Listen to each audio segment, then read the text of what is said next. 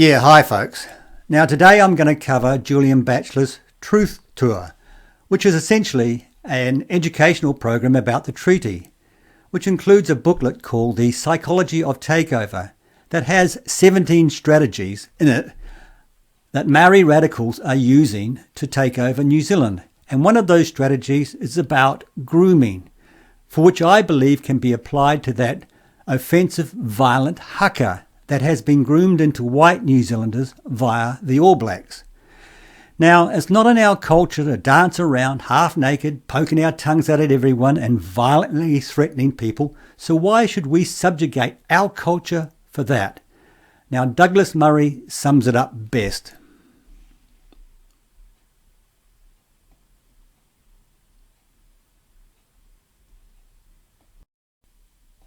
I'm sorry. Who were the Maoris, historically? Were they men and women of peace who sat around idyllically farming and having an Edenically civilized life? Or were they brutal, brutal people who did terrible things to each other and to people they met? The trade in decapitated human heads as a tool of bartering to buy goods, including muskets, by the early 1800s. I'm sorry, I'm not willing to have my own culture ransacked and turned through this lens of pure evil, and simultaneously be expected to pretend that the Maoris or the indigenous peoples of Australia were these proto-Gandhi-esque figures, sort of Mother Teresa with a bit too much beheading. No, this is totally untrue. And it's an obvious attempt to subjugate people in the West to a false ideology and a false version of our own past. And nor should we subjugate our culture with nasty Maori grooming like this, and shame on Jerry Brownlee for allowing it. I call Hannah Rafiti Maipi Clark to make her maiden statement.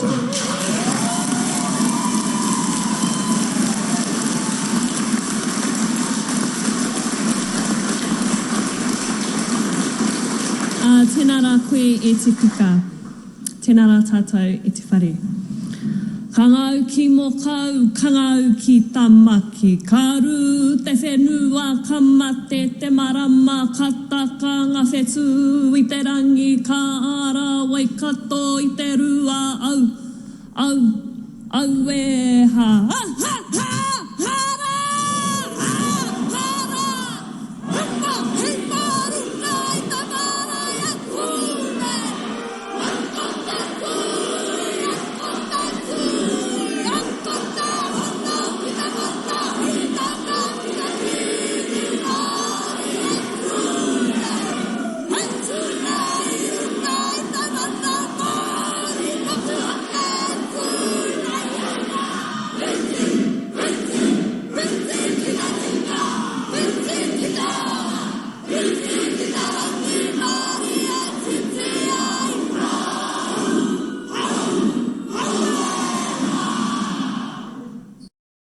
Now to Julian Batchelor.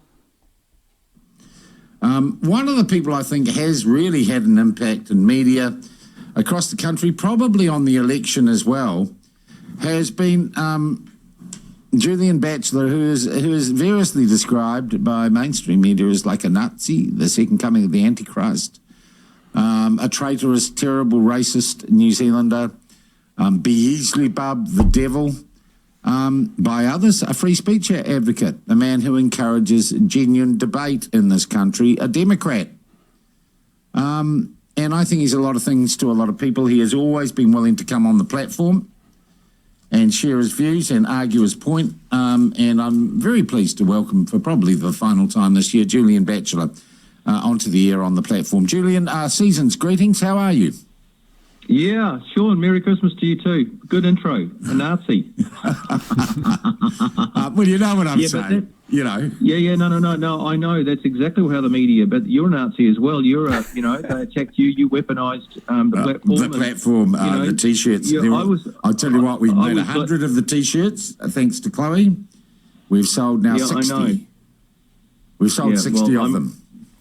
Oh, well, you can send me one because I think that's fantastic. I'm still wearing your one around the place, the one that you gave me when Which one? The What is a Woman one or the Join the Resistance? The What is a Woman one. No, the What is a Woman one because mind you, they're getting pretty low in stock too. Yeah. they were good. Julian, you have had, and I was wondering if you had stats on this. How many meetings have you heard, have you tried to hold this year or had, how many meetings overall do you think you've had? If you were going to, we had 82 meetings. We've printed and distributed half a million booklets, actually 530,000 booklets to houses all over the country. That was before the election. They're still going out. People are still wanting them. And I've just produced a new book called The Psychology of Takeover, which is 16 strategies Maori radicals are using to take over the country. Yep. So let's have a look at that. The Psychology of Takeover. 18 strategies Maori activists are using to try and take over the country. So they have 18 strategies now.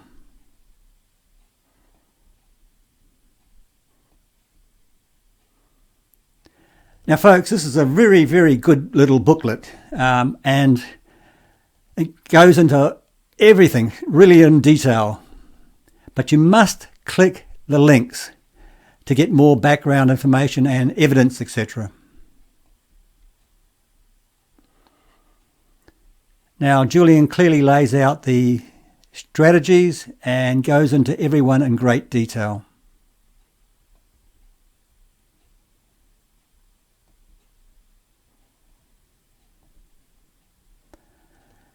And we end up on this page with David and Winston are heroes, but Luxon's missing. So let's start there. Really, it's squarely Luxon's fault that co-governance was not dealt a death blow in the coalition talks. Seymour and Peters wanted to, but not Luxon. He could have done it, but he didn't. Peters and Seymour gave him the opportunity. Luxon did not take that opportunity. I want voters to remember this. Why is expunging co-governance so important? Co-governance, you see, is like a cancer and will kill New Zealand if it's not expunged. Luxon is not awake to this situation, the seriousness of this situation. He seems oblivious, blind to it. Conclusion.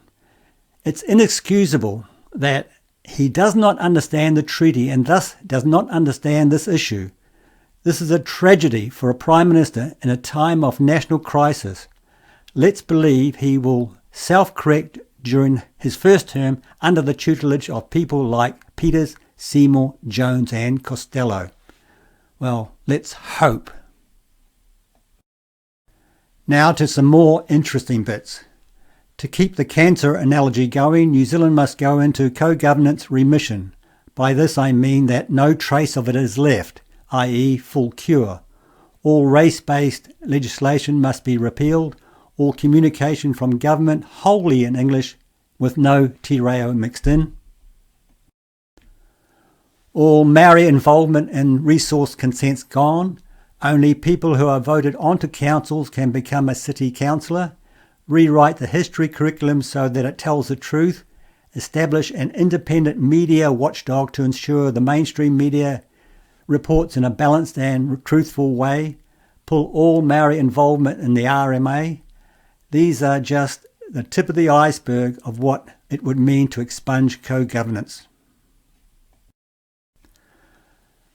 What can you do? Start a TEG, i.e. Treaty Education Group, in your town or suburb if you are in a city with suburbs. It's really a discussion group. We provide all the materials, coach you, show you how to do it. What do you learn at a TEG meeting? Mainly we will learn about the treaty. You'll learn the truth about it.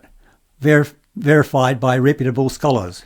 In no time, you'll be able to explain the treaty in a simple and easy to understand way. You'll also discuss and learn about the history of New Zealand leading up to the treaty and after the treaty was signed. You'll also discuss issues and news related to co-governance so that you are at all times fully informed and up to speed with the latest. You'll also make friends with like-minded people, which is powerful and rewarding. You'll meet in someone's home or a community building. Now, this is great, folks. Corruption Strategy 6, Psychological Warfare, Lying and Deceitfulness. Now, if you read this page and click all the links, and this over here, on this page over here, and click all the links, you'll find some real doozies, folks. Like our health system is racist, for example, and how the treaty now has principles when the original treaty didn't. We're seeing all that outplayed now with bullying, intimidation, threats, and so on. So that booklet's going to come out, and we're full steam ahead for a tour of New Zealand. What a year! What a busy year! And a lot of those meetings contested, protested, shut down, venues pulled. You have really lived a life in 2023. Oh, it's been a great year. I've absolutely loved it and met so many people. We've got a whole team of people around the whole country, thousands involved now who are positive and who are with us and who are supportive, and they can see what's going on. There's a massive groundswell of people in this country who are very encouraging about Winston Peters and Seymour and Jones. Parliament's much more entertaining now than it ever was, and Winston's on the loose. He's like a Rottweiler in there. I think Luxon's a bit of a poodle at the moment. Yeah, poodle for sure. But those other guys, particularly Winston, he's in his element, and he's doing an absolutely incredible job to try and right the ship here and get democracy back on track. Exactly. In this country. Well, I was going to ask you this, Julian, with the change of government, with Winston Peters in, with ACT in a national government, and literally I'm hearing things like, I was talking to a friend on Wednesday who'd flown down from Auckland for a function, and he said, I went through, and he said none of the terminals, the airport terminals, were using Te Reo anymore. So he said, and he's a guy who'd lost his flight, missed a flight once because they never used the English word. He said none of it. I heard about that. Yep. I heard that. I heard the airports had marified, and Australia as well. Oh, they're unmarified. But what they're unmarifying now, I mean, I think TVNZ is fighting a desperate, politically inspired rearguard action to use more Te Reo since the change of government, not less. But surely, Julian, your race is run. Your battle is won. You can can pack up the booklets and go home. Come on, Sean. Wash your mouth out. My mother used to say that to me. I know you're just saying that because I think a lot of people would look from the outside, Julian, and say you got what you wanted. You got a change of direction, and clearly a change of cultural direction in this country. Yeah, but you know what? The coalition agreement is a fantastic start. And when I saw that rolled out, I thought, oh, you know what? We've had an impact, and it's wonderful. It's a great start. But the jury's out as to how much they're going to be able to affect in the next 3 years. Are they going to be able to do what they said they're going to do? Let's just watch. We've been told Three Waters is gone next year. That's what Luxon said yesterday. They've got this list, and they're going to work their way through it. Yeah, but you know what? This is the thing. What you've got is Luxon's going to keep co-governance going. He's told us that. He thinks it's iwi in co-governance arrangements with natural resources is going to keep going for him. And I've said to everywhere, and I'm still saying that if you keep co-governance going, co-governance is like cancer. You've either got to go into remission, complete cure, or not. And it's got to go. Because what will happen is, mark this, is that there will be a day when National, Winston Peters and ACT are out. And that's just the way the New Zealand political cycle goes. And Labour, Te Pāti Māori and the Greens will be back in. And what will they do? They'll put the foot flat to the boards again with co-governance. They'll fire it all up again, fire up marification. They'll fire up separatism and racism and apartheid. And it'll all be back on again. So you've got to get rid of this thing once and for all. And how do you do that, Julian? What then is the new strategy and what is this thing that you're getting rid of? Well, I'm glad you asked, because we're doing a tour next year called the Treaty Truth Tour of New Zealand, going around, and I'm hoping to get double the number of meetings. In other words, we had 82 this year. Well, I want to get a couple of hundred meetings going, and we're going to really focus on educating the public about the treaty, the truth of it, because everything you're getting at the moment, even what happened at Te Papa, was all messy and unclear, and we are trying to educate the public about what the treaty really is, so that if it comes down to a referendum. Sorry? So if it comes to the referendum, we don't even know what the referendum's going to ask, do we? It's going to ask people to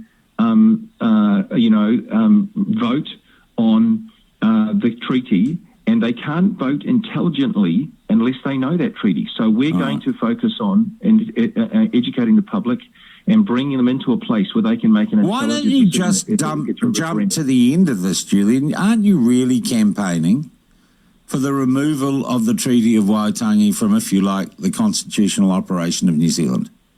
No. I don't want that at all, because I think if you got back to the treaty in Maori, which is what I'm doing, trying to bring people back to the treaty in Maori, you'd have one law for all, you'd have equality, you'd have... Because, you see, when the British came here, they installed democracy. And democracy means one law for all. It means everybody's treated equally. It means no racial group gets any preference or...